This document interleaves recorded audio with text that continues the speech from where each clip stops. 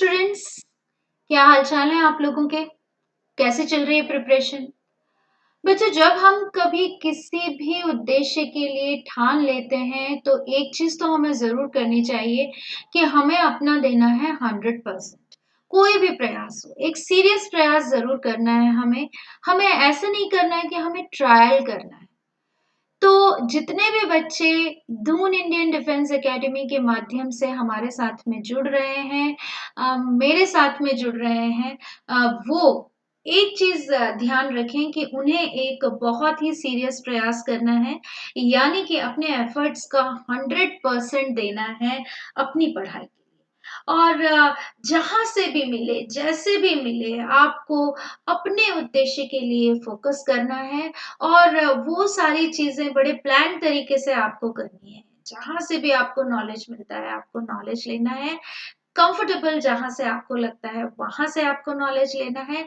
और इसीलिए आप लोगों की ज़रूरत को ध्यान में रखते हुए, ख़ास करके जो एनडीए के कैंडिडेट्स हैं, उनको ध्यान में रखते हुए हमने ये सीरीज़ शुरू की है। और इस सीरीज़ के कॉन्टेक्स्ट में हम लेकर आने वाले हैं ढेर सारे वीडियोज़। तो इन वीडियोज़ को आप देखते रहिए और अपने फ्रेंड्स के साथ में शेयर करते रहिए। मेरे लास्ट केमिस्ट्री के वीडियो में हमने डिस्कस किया था मेटल्स के बारे में, एलिमेंट मिक्सचर और कंपाउंड का हमने जनरल एक आइडिया देखा था, और उससे कुछ क्वेश्चंस आपको बन सकते हैं, जैसे मिक्सचर्स, कई बार मिक्सचर्स के ऑप्शंस देख करके, कई बार कंपाउंड्स, और इस तरह से वेरियस क्वेश्चंस आपको बहुत ही सिंपल, लेकिन यदि आपको कॉन्सेप्ट बिल्कुल समझ में आ गया है तो आप उन क्वेश्चन के आंसर्स कर सकते हैं। इसी कंटिन्यूएशन में मैं लेकर आई हूँ अनदर टॉपिक, जिसे हम कहेंगे सेपरेशन ऑफ मटेरियल्स, यानी कि जो डिफरेंट मिक्सचर्स होते हैं। बेसिकली यहाँ पर बात चल रही है किसकी? मिक्सचर्स की। कि जो डिफरेंट मिक्सचर्स हैं, उन मिक्सचर्स का सेपरेशन किस तरह से हो सकता है। तो बहुत सारी मेथड्स होती हैं सेपरेशन ऑफ मटेरियल की। जैसे यहाँ पर मैं लिख देती हूँ सेपरेशन ऑफ मटेरियल्स। ठीक है। सेपरेशन ऑफ मटेरियल्स में बहुत छोटी छोटी भी मेथड्स होती हैं, जैसे कि फिल्ट्रेशन मेथड होती है। फिल्ट्रेशन मेथड होती है, जूनियर क्लासेस में आप डिस्कस किए हैं।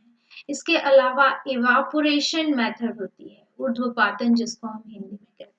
अच्छा, फिल्ट्रेशन का यूज तो हम घरों में करते ही हैं। जैसे कि आप जानते हैं कि फिल्ट्रेशन हम चाय जब छानते हैं तो कौन सा मेथड यूज कर रहे हैं? हम फिल्ट्रेशन यूज कर रहे हैं।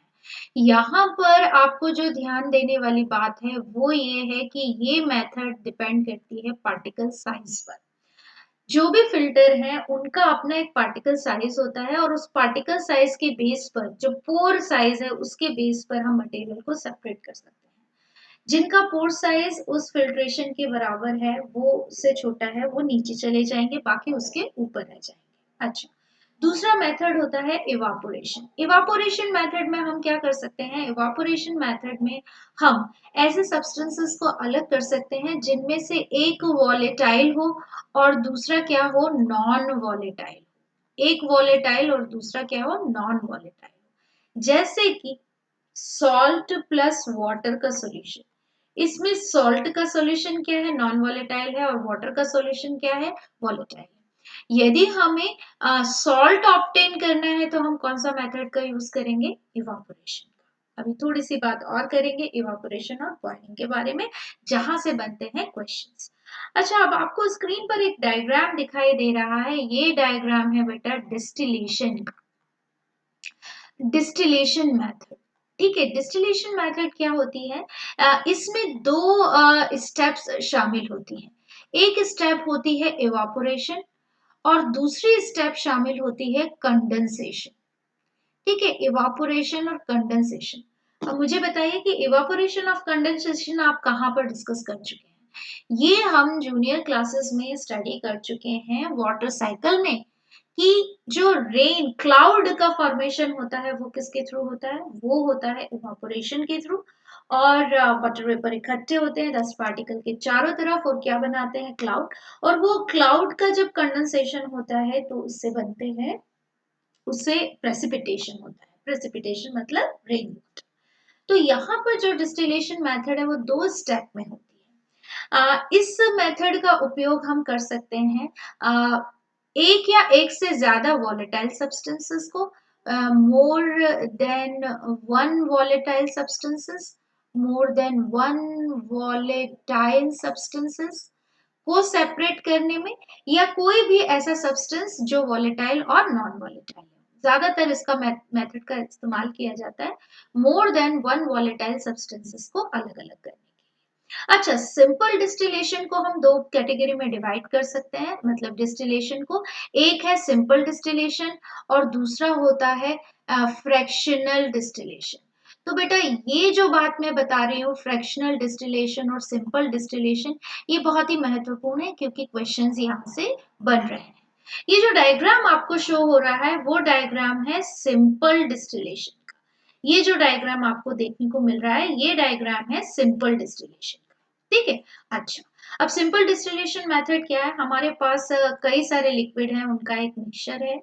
अब उसमें हम क्या करेंगे, उसको हीट करेंगे बर्नर के थ्रू, उनके वाटर वेपर्स को ऑब्टेन करेंगे। उन वाटर वेपर को हम एक पाइपलाइन के थ्रू पास कराएंगे जिसमें क्या लगा हुआ होगा, कंडेंसर। कंडेंसर क्या करेगा, कूलिंग का काम करेगा। कंडेंसर का काम, क्या काम होता है, कूलिंग का। अच्छा, एक तरफ से वाटर क्या है, अंदर की तरफ जा रहा है, और दूसरी तरफ से वाटर क्या हो रहा है, बाहर आ रहा है यहाँ पर। तो जैसे ही ये वाटर के कांटेक्ट में आएंगी, ये वाटर क्या करेगा, कंडेंसर की तरह काम करेगा, इन वाटर वेपर्स को क्या करेगा, कूल करने का काम करेगा। और जब हम वाटर वेपर का टेम्परेचर क्या करते हैं, डाउन करते हैं, तो वो किस में कन्वर्ट हो जाता है, वो लिक्विड में कन्वर्ट हो जाता है। तो इवापोरेट, यहाँ पर जो वॉलेटाइल सब्सटेंस है, वेपर बना लिया हमने, उनको कंडेंस किया सेकेंड फेज में, और हमें क्या मिल गया, लिक्विड में। सिंपल डिस्टिलेशन का प्रयोग, ये बहुत महत्वपूर्ण पॉइंट है, इसको मैं ट्रिपल स्टार बना करके लिख रही हूँ कि सिंपल डिस्टिलेशन का प्रयोग कहाँ पर किया जाता है, जहां पर जो लिक्विड्स हैं, मोर देन वन वॉलेटाइल जो लिक्विड्स हैं, उनके बीच में 25, उनके जो बॉइलिंग पॉइंट है, बॉइलिंग पॉइंट में जो डिफरेंस होता है वो 25 केल्विन से ज्यादा हो, मोर देन 25 केल्विन हो। बॉइलिंग पॉइंट में डिफरेंस जो हो वो कितना हो, मोर देन 25 केल्विन हो, तो हम वहां पर क्या इस्तेमाल करते हैं, वहां पर हम इस्तेमाल करते हैं सिंपल डिस्टिलेशन मेथड। फिर से रिपीट कर रहे हो, ये क्वेश्चन बन सकता है, बहुत ही महत्वपूर्ण क्वेश्चन एनडीए के पर्सपेक्टिव से, और इससे आपको अच्छे से लर्न करना है। सिंपल डिस्टिलेशन मेथड का उपयोग कहां पर किया जाता है, जहां पर दो ऐसे लिक्विड मिले हुए हैं जिनके बीच के बॉइलिंग पॉइंट का डिफरेंस 25 केल्विन से ज्यादा होता है। यदि 25 केल्विन से ज्यादा है तो हम सिंपल डिस्टिलेशन का मेथड का प्रयोग करेंगे। अच्छा, 25 केल्विन से ज्यादा नहीं है तो हम किसका प्रयोग करेंगे? यदि हमारे जो दो लिक्विड मिले हुए हैं उनमें 25 केल्विन से ज्यादा का डिफरेंस नहीं है, यानी बहुत कम डिफरेंस है, तो हम उसके लिए इस्तेमाल करेंगे another method that is called as fractional distillation. इसको हम क्या कहेंगे, फ्रैक्शनल डिस्टिलेशन। ठीक है। अच्छा, देखिए आप यहाँ पर मैं फ्रैक्शनल डिस्टिलेशन, इसका बेस्ट एग्जांपल है आपका क्रूड ऑयल का फ्रैक्शनल डिस्टिलेशन। चलिए यहीं पर मैं आपको बताती चलती हूँ, ये ज्योग्राफी का क्वेश्चन है, लेकिन आप सभी जानते हैं क्रूड ऑयल को हम ब्लैक गोल्ड भी कहते हैं। क्यों कहते हैं ब्लैक गोल्ड? क्योंकि ये काले रंग का होता है, और गोल्ड इसलिए है कि इसके हर सब्सटेंस से हमें कुछ ना कुछ जरूर मिलेगा, और each and every component of this crude oil is very useful. तो यहाँ पर हम क्या करते हैं, एक फ्रैक्शनेटिंग कॉलम होता है, देखिए आपको ये one column, second column, third column, fourth column, ऐसे कॉलम्स बने हुए हैं, कई सारे कॉलम्स यहाँ पर बने हुए हैं। हम यहाँ पर क्या करेंगे, यहाँ पर रिफाइनरी गैस होती है, तो यहाँ पर हम उस क्रूड ऑयल को भर देंगे, और क्रूड ऑयल को भर करके हम क्या करेंगे, उसको हीट अप करेंगे, उसको हीटर से क्या करेंगे, गरमाएंगे इस क्रूड ऑयल को। ठीक है। जब ये क्रूड ऑयल यहाँ पर गर्म होगा, ये क्रूड ऑयल जब गर्म होगा तो इसकी क्या बनेंगी, वेपर्स बनेंगी। अच्छा, अब सबसे पहले जिसकी सबसे पहले वेपर बनेंगी वो उड़ उड़ करके फटाफट वेपर बना करके क्या हो जाएगा, अलग हो जाएगा। जैसे सबसे पहले रिफाइनरी गैसेस आती हैं जिनको हम बोलते हैं नेचुरल गैसेस। जिनको हम क्या कहते हैं, नेचुरल गैसेस। तो सबसे पहले वो अलग हो जाती है, जिनको हम कंप्रेस्ड नेचुरल गैस के फॉर्म में क्या करते हैं, यूज कर लेते हैं। यदि 70 डिग्री सेंटीग्रेड तक हम इसको गर्म करेंगे तो हमें क्या मिल जाएगा, पेट्रोल मिल जाएगा। तो देखो एक कॉलम में ये मिल गया, एक फ्रैक्शन में ये मिल गया, दूसरे फ्रैक्शन में क्या हो गया, जैसे ही टेम्परेचर हमने थोड़ा और बढ़ाया 20 डिग्री से, टेम्परेचर कितना कर दिया, 70 डिग्री, तो हमें क्या मिल गया, पेट्रोल। यदि 120 डिग्री पर यदि हमने और टेम्परेचर को राइज किया 120 डिग्री को, तो हमें मिलेगा नेफ्था, जिसका इस्तेमाल किया जाता है बहुत सारे केमिकल्स बनाने के लिए। 180 डिग्री सेंटीग्रेड पर मिलेगा केरोसिन। केरोसिन जो होता है वो एक फ्यूल की तरह काम आता है, जेट फ्यूल की तरह काम आता है। Paraffin heating and lighting lamps में इसका इस्तेमाल किया जाता है। फिर 260 डिग्री सेंटीग्रेड यानी अनदर फ्रैक्शन में 260 डिग्री सेंटीग्रेड पर हमें वेपर्स मिलेंगी, किसकी, वो मिलेंगी हमें डीजल की। तो डीजल को हम डीजल इंजन में हैवी जो व्हीकल्स होते हैं, हैवी व्हीकल्स के लिए हम जो फ्यूल का इस्तेमाल करते हैं वो क्या होते हैं, डीजल होते हैं। फिर 300 डिग्री सेंटीग्रेड यानी टेम्परेचर कितना बढ़ा दिया हमने, 300 सेंटीग्रेड टेम्परेचर, तो यहाँ पर हमें वेपर्स मिल जाएंगी लुब्रिकेटिंग ऑयल्स की। और ये जो लुब्रिकेटिंग ऑयल्स है, इनको मोबिल ऑयल के फॉर्म में हम फ्रिक्शन को कम करने के लिए लुब्रिकेटिंग ऑयल के फॉर्म में इस्तेमाल करते हैं। अच्छा, 350 डिग्री सेंटीग्रेड पर हमें मिलेगा फॉसिल फ्यूल यानी कुछ और जो है हाइड्रोकार्बन्स, जिनका इस्तेमाल किया जाता है फ्यूल फॉर शिप। और रेसिड्यू के फॉर्म में यहाँ पर हमें मिलेगा, एक तो मिलेगा बिटुमिन। बिटुमिन जो होता है that is used as a, जिसको हम कोल तार भी कहते हैं, ठीक है। ये होता है जिसका उपयोग किया जाता है सड़क बनाने के लिए। तो ईच एंड एवरी कंपोनेंट, और रेसिड्यू के फॉर्म में यहाँ पर सबसे लास्ट में रह जाएगा वैक्स, जिसका इस्तेमाल हम पैराफिन वैक्स के फॉर्म में करते हैं, that is used as a paraffin wax, ठीक है। तो हर कंपोनेंट को हमने किस मेथड से डिफरेंट किया, फ्रैक्शनल डिस्टिलेशन मेथड से क्या कर लिया हमने, अलग कर लिया। तो ये आपको याद रखना है, फ्रैक्शनल डिस्टिलेशन मेथड कहाँ पर यूज होगा, जहां पर difference between boiling point, I am writing here, difference between boiling point is less than 25 kelvin, less than 25 kelvin का डिफरेंस है, तो वहां पर फ्रैक्शनल डिस्टिलेशन यूज होगा। तो बहुत ही इंपॉर्टेंट आपको मैंने ये टॉपिक बताया है, इस टॉपिक को आपको अच्छे से करना है। अनदर मेथड जो है वो मेथड होती है सब्लिमेशन मेथड, ठीक है। हिंदी में इसको ऊर्ध्वपातन कहते हैं, ऊर्ध्वपातन मेथड, ठीक है। ऊर्ध्वपातन क्या है, ये ऊर्ध्वपातन कि दो तरह के सब्सटेंसेस होते हैं। एक तरह के सब्सटेंसेस होते हैं जो कि सब्लिमाइन सब्सटेंस होते हैं। सब्लिमाइन क्या, जो सॉलिड से सीधे किस में कन्वर्ट हो जाए, गैस में, और गैस से सीधे किस में कन्वर्ट हो जाए, सॉलिड में। और दूसरे सब्सटेंस क्या होंगे, नॉन सब्लिमाइन होंगे, जो कि सब्लिमाइन नहीं होते, यानी सॉलिड से डायरेक्टली गैस में परिवर्तित नहीं होते हैं। फॉर एग्जाम्पल यहाँ पर हमने सॉल्ट ले लिया, एक सॉल्ट लिया, और प्लस हमने सॉल्यूशन ले लिया एक अमोनियम क्लोराइड का, ये मिक्सचर हमने लिया। इसमें से सॉल्ट नॉन सब्लिमाइन है और अमोनियम क्लोराइड क्या है, वो सब्लिमाइन सब्सटेंस है। जब हम इसको हीटअप करेंगे तो अमोनियम क्लोराइड, क्योंकि वो सब्लिमाइन है, उसकी क्या बन जाएंगी, वेपर्स बन जाएंगी, यहाँ से उठ उठ करके वेपर्स बनेंगी। और इन वेपर्स को हमने क्या किया, यहाँ पर एक कॉटन प्लग लगा दिया, तो ये वेपर्स ऊपर जाएंगे, ऊपर जाकर के यहाँ पर क्या होती रहेंगी, ये ठंडी होती रहेंगी।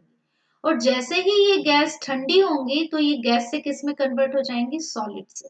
तो यहाँ पर हमें अमोनियम क्लोराइड किस फॉर्म में मिल जाएगा, सॉलिडिफाइड फॉर्म में मिल जाएगा। तो ये गैस से सीधे किस में कन्वर्ट हो रहा है, गैस से सीधे किस में कन्वर्ट हो रहा है, सॉलिड में कन्वर्ट हो रहा है।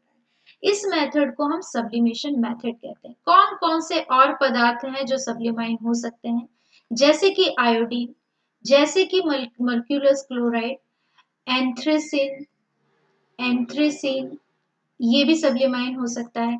नेफ्थलीन, तो नेफ्थलीन के बारे में तो सभी को पता है, नेफ्थलीन जो होती है वो हम घरों में रखते हैं एंटी मोथ के फॉर्म में। किसके फॉर्म में बेटा, एंटी मॉथ के फॉर्म में।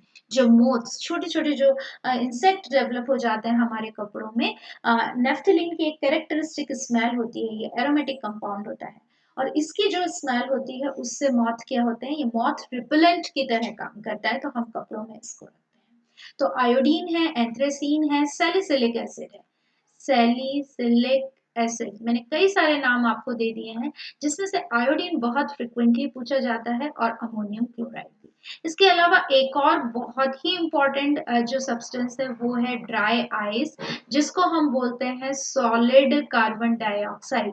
वो भी क्या होती है, सब्लिमाइन होती है, सॉलिड से गैस और गैस से सीधे सॉलिड में कन्वर्ट होती है। तो मैंने आपको 3 मेथड्स बता दी हैं, डिस्टिलेशन, सिंपल डिस्टिलेशन, और फ्रैक्शनल डिस्टिलेशन और सब्लिमेशन। आइए आगे बढ़ते हैं एक और बहुत ही महत्वपूर्ण बात पर। देखो, जो सब्लिमेशन होता है बेटा, या हम कहें कि सॉलिड, लिक्विड और गैस में जो चेंजेस होते हैं, जिसे हम स्टेट चेंज भी बोल सकते हैं, तो ये एक रिवीजन है आपके लिए, स्टेट चेंज कैसे सब्लिमाइन होंगे। जो सॉलिड है, यदि हम सॉलिड का टेम्परेचर बढ़ा दें, टेम्परेचर क्या कर दें बेटा, बढ़ा दें, तो वो किस में कन्वर्ट हो जाएगा, लिक्विड में। यदि लिक्विड का टेम्परेचर बढ़ा दें, तो वो किस में कन्वर्ट हो जाएगा, गैस में। इसका उल्टा भी हो सकता है, यदि गैस को हम ठंडा कर दें तो वो किस में कन्वर्ट हो जाएगी, लिक्विड में, और लिक्विड को यदि ठंडा करें तो वो किस में कन्वर्ट हो जाएगा, सॉलिड। तो ये स्टेट चेंज आती है। लेकिन सब्लिमेशन क्या है, डायरेक्टली सॉलिड से किस में कन्वर्ट हो रही है, डायरेक्टली कन्वर्ट हो रही है गैस में। कोई लिक्विड फेज नहीं आ रही, और डायरेक्टली किस में कन्वर्ट हो रही है, गैस में। ऐसा इसलिए होता है कि ये जो सब्लिमाइन सब्सटेंस होते हैं, इन ये सपोज मान लीजिए कोई एक सब्लिमाइन सब्सटेंस है, तो यहाँ के जो एटम हैं उनकी काइनेटिक एनर्जी, थोड़ी सी एनर्जी देने पर ही उनकी काइनेटिक एनर्जी होती है इतनी ज्यादा बढ़ जाती है कि वो अब सब्सटेंस को छोड़ करके सीधे किस में कन्वर्ट हो जाते हैं, सॉलिड से गैस में कन्वर्ट हो जाते हैं। यानी सब्लिमाइन सब्सटेंस सारे सब्सटेंसेस से सब्लिमाइन नहीं होते हैं, कुछ एक सब्सटेंसेस ऐसे होते हैं जो सब्लिमाइन होते हैं, और उनके मॉलिक्यूल्स की काइनेटिक एनर्जी बहुत कम एनर्जी पर भी क्या हो जाती है, बहुत ज्यादा बढ़ जाती है, तो वो लिक्विड फेज में न जाकर के डायरेक्टली किस में कन्वर्ट हो जाते हैं, गैस में कन्वर्ट हो जाते हैं। तो ये एक छोटी सी बात थी जो काइनेटिक एनर्जी के बेस पर आप समझ सकते हैं सब्लिमेशन के बारे में। अब थोड़ा सा बात मैं करना चाहती हूँ इवापोरेशन, इवापोरेशन और बॉइलिंग के बारे में। देखिए, इवापोरेशन और बॉइलिंग में भी यदि हम देखें तो टेम्परेचर का थोड़ा सा चेंज हो रहा है, और दोनों में ही किस में कन्वर्ट हो रहा है, लिक्विड से कन्वर्ट हो रहा है गैस में। इवापोरेशन का आपको यहाँ पर डायग्राम दिखाई दे रहा है। इवापोरेशन क्या होता है, इट्स अ सरफेस फिनोमेना। यहाँ के एटम का काइनेटिक एनर्जी बढ़ रहा है, इनको एनर्जी मिल रही है, इनकी काइनेटिक एनर्जी इतनी बढ़ रही है कि ये क्या हो रहे हैं, सरफेस छोड़ छोड़ करके जा रहे हैं। ठीक है, तो इसे हम बोलेंगे सरफेस फिनोमेना। ये कहाँ पर होगी, ये हमेशा होगी सतह पर, ये एक सरफेस फिनोमेना होती है। ठीक है, तो evaporation is a surface phenomena. और बॉइलिंग क्या होती है, देखो अंदर तक जो है वो मॉलिक्यूल्स क्या हो रहे हैं, इनकी काइनेटिक एनर्जी ज्यादा हो रही है, और नीचे से बुदबुदाहट के साथ में ये क्या हो रहे हैं, बाहर निकल रहे हैं।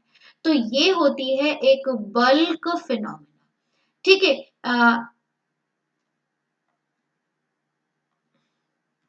Evaporation is a surface phenomena और boiling is a bulk phenomena. दूसरा, इवापोरेशन किसी भी टेम्परेचर पर हो सकता है, any temperature, evaporation can occur at any temperature. जबकि बॉइलिंग क्या होगा, एट पर्टिकुलर टेम्परेचर। बॉइलिंग कहाँ होगा, एक पर्टिकुलर टेम्परेचर पर ही होगा। दूसरा इंपॉर्टेंट डिफरेंस, तो पहला इंपॉर्टेंट डिफरेंस, दूसरा इंपॉर्टेंट डिफरेंस, तीसरा important difference evaporation of boiling में, कि इवापोरेशन क्या करता है, कूलिंग इफेक्ट डालता है। इवापोरेशन क्या डालता है, कूलिंग इफेक्ट डालता है, जबकि बॉइलिंग कूलिंग इफेक्ट नहीं डालती, नो सच इफेक्ट। ठीक है, तो यहाँ पर मैंने अवस्था परिवर्तन में इवापोरेशन डिस्कस किया था, बॉइलिंग मैंने डिस्कस किया, स्टेट ऑफ कन्वर्जन आपको सब्लिमेशन सब्सटेंसेस मैंने बता दिए। अब हम दो बहुत ही महत्वपूर्ण मेथड यहाँ पर करने वाले हैं सेपरेशन ऑफ मटेरियल की, वो है क्रोमेटोग्राफी। तो बेटा क्रोमेटोग्राफी मेथड जो है, क्रोमेटो का मतलब होता है, chroma means colour, this is derived from a Latin word, chroma means colour, और ग्राफी का मतलब होता है राइटिंग। ठीक है, तो बेसिकली ये जो क्रोमेटोग्राफी मेथड है वो है रंगों से संबंधित, रंगों से रिलेटेड है। रंग मतलब रंग होते हैं, अब रंग तो सभी को पता है कि क्या होते हैं। The colours are the mixtures of different pigments. तो कलर्स तो भाई हम हर जगह यूज करते हैं, हमारा जो पढ़ने लिखने के लिए जो इंक होती है वो भी कलरफुल होती है। आजकल तो बहुत सारे कलर्स आ रहे हैं, रेड आ रहा है, ग्रीन आ रहा है, ब्लैक आ रहा है। ठीक है, तो बहुत सारे कलर्स हमें देखने को मिल रहे हैं। जो टेक्सटाइल इंडस्ट्री है, जो कपड़े बनते हैं, वहां पर भी क्रोमेटोग्राफी का बहुत महत्व होता है।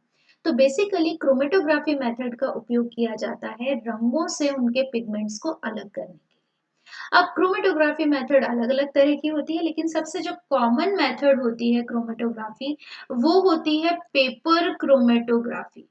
और मेरे जो बच्चे हैं जिन्होंने एक छोटा सा एक्सपेरिमेंट जूनियर क्लासेस में किया होगा कि उन्होंने एक बीकर लिया, उसमें इंक की कुछ ड्रॉप्स डाल दी और फिर एक पेपर को उन्होंने अनडिस्टर्ब्ड उसमें डुबो दिया। ठीक है, तो वहां पर वो देखते हैं कि कुछ डिफरेंट रेंज में, कुछ डिफरेंट डिफरेंट लेवल पर कुछ डिफरेंट पिगमेंट्स क्या हो जाते हैं, अकुमुलेट हो जाते हैं। तो बेसिकली हमने जो सॉल्यूशन लिया था बेटा, वो कई सारे पिगमेंट्स का क्या था, मिक्सचर था।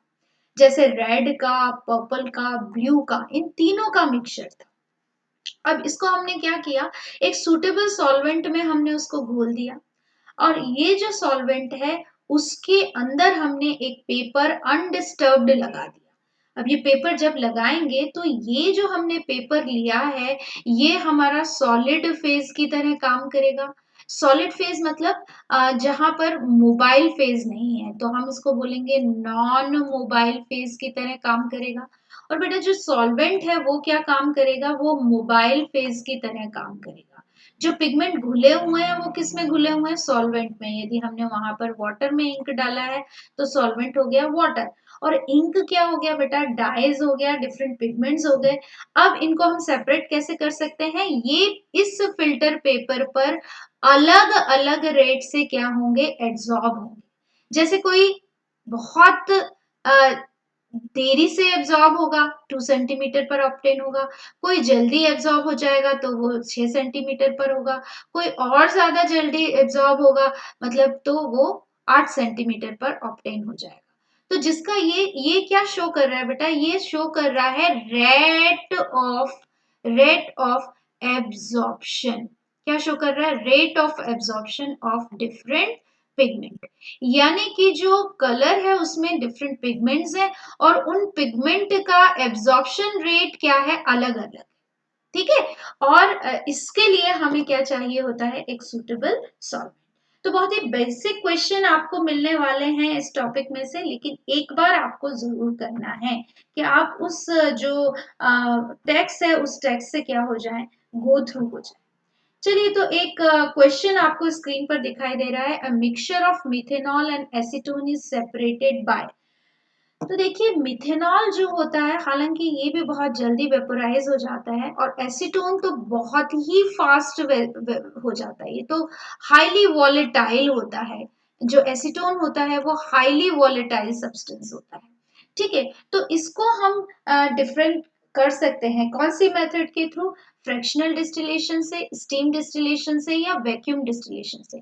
क्योंकि दोनों ही वॉलेटाइल है, मिथेनॉल भी वॉलेटाइल है और एसीटोन भी वॉलेटाइल है, और दोनों के बीच में जो डिफरेंस है वो 25 केल्विन से कम है, लेस देन 25 केल्विन है।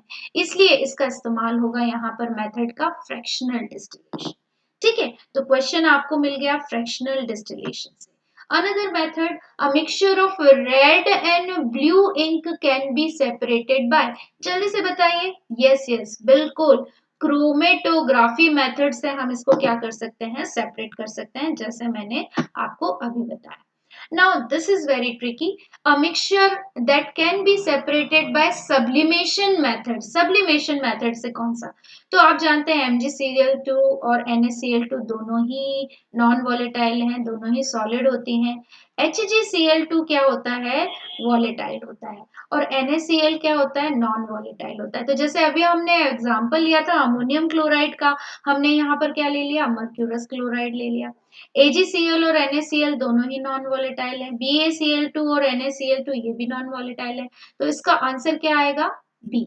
मैंने आपको ये एग्जाम्पल भी दिया था और इसीलिए सारे एग्जाम्पल्स मैंने आपको बता दिए हैं कि यदि इससे कोई कॉम्बिनेशन बना करके आपको क्वेश्चन पूछा जाए तो आप उसको अच्छे से आंसर कर दें। जितना मैं करवा रही हूँ उतना भी यदि आप कर लेते हैं तो आई एम श्योर कि आपको क्वेश्चन जरूर मिल जाएंगे, क्योंकि मैं करवा रही हूँ बहुत ही इंपॉर्टेंट और बिल्कुल सीधा साधा थ्रू सिलेबस, जहां से कि आपको पिन पॉइंट जितना मैं बता रही हूँ उतना उतना यदि आप कर लेते हैं तो इस कम समय में भी आप अच्छे मार्क्स लेकर के एनडीए क्वालिफाई कर सकते हैं। आइए एक और क्वेश्चन कर लेते हैं। The temperature at which a solid melts to become a liquid at atmospheric pressure is called its melting point. The melting point of a solid is an indication. Melting point, अब वो ये कह रहा है कि किसी भी सॉलिड का मेल्टिंग पॉइंट क्या इंडिकेशन देता है, strength of intermolecular forces of attraction, strength of intermolecular force of repulsion, molecular mass and molecular size। तो मैंने आपको एक डायग्राम बताया था और उस डायग्राम में मैंने आपको दिखाया था कि सॉलिड में स्ट्रेंथ बहुत ज्यादा होती है, लिक्विड में उनसे कम होती है और गैस में उनसे कम होती है। और जब भी सॉलिड का मेल्टिंग पॉइंट का मतलब क्या हुआ, सॉलिड किस में कन्वर्ट हो रहा है बेटा, यहाँ पर सॉलिड कन्वर्ट हो रहा है लिक्विड में। तो इसका क्या मतलब है कि ये बता रहा है strength of intermolecular forces of attraction, कि यदि इंटरमॉलिक्यूलर फोर्स ऑफ अट्रैक्शन ज्यादा होगा तो मेल्टिंग पॉइंट क्या होगा, ज्यादा होगा। जैसे आयरन का मेल्टिंग पॉइंट बहुत ज्यादा होता है, डायमंड का मेल्टिंग पॉइंट बहुत ही ज्यादा होता है, इसीलिए हम डायमंड को हार्डेस्ट नोन सब्सटेंस मानते हैं। तो ये भी दो क्वेश्चन बन जाते हैं आपके। आप लोग इन क्वेश्चन को each and every word which is delivered during the lecture is very very important और उस पर आपको ध्यान रखना है। चाहे तो आप अपने नोट्स में डाल सकते हैं, पढ़ते रहिए, रिवाइज करते रहिए। रिवीजन बहुत जरूरी है, क्योंकि यदि आप रिवीजन नहीं करेंगे तो आप जितनी मेहनत कर रहे हैं आप वहां पर आंसरिंग नहीं कर पाएंगे। एमसीक्यूज जितने सिंपल होते हैं, क्योंकि ऑप्शंस आपको दिए हुए हैं, आपको राइट नहीं करना है, आपको अपना सही आंसर टिक करना है, लेकिन वो उतने ही डिफिकल्ट होते हैं। उसका रीजन ये है कि कई बार हमारे पास में ऐसा क्वेश्चन आ जाता है जिसमें एक से ज्यादा आंसर हमें राइट लगते हैं, या हमने पढ़ा है ठीक से रिवाइज नहीं किया है तो हम पिन पॉइंट आंसर नहीं दे सकते। और जैसा मैं हमेशा आपको बताती हूँ कि MCQs all or none, I mean negative marking पर भी काम करते हैं, यानी कि मिलेंगे तो आपको पूरे मार्क्स मिलेंगे, अदरवाइज नेगेटिव मार्क्स हो जाएंगे। तो नेगेटिव मार्क ना आए, आप अटेम्प्ट कर सकते हैं, नो डाउट आपको पूरा क्वेश्चन पेपर आसानी से अटेम्प्ट कर सकते हैं, लेकिन अटेम्प्ट करना इतना इंपॉर्टेंट नहीं है जितना सही करना, क्योंकि नेगेटिव मार्किंग है। तो आप नेगेटिव मार्किंग का भी ध्यान रखेंगे, अभी से प्रैक्टिस करेंगे, जो क्वेश्चन आपकी स्क्रीन पर आ रहे हैं उन्हें पॉज करके सॉल्व करने की कोशिश करेंगे। और यदि उस क्वेश्चन में आपको कोई डाउट है तो कमेंट कर कमेंट बॉक्स में जाकर के हमें बताएंगे। मुझे जब भी टाइम मिलेगा मैं आपको आंसर करूंगी, जैसा कि मैं हमेशा वादा करती हूँ। So keep learning, keep revising, this is Mamata.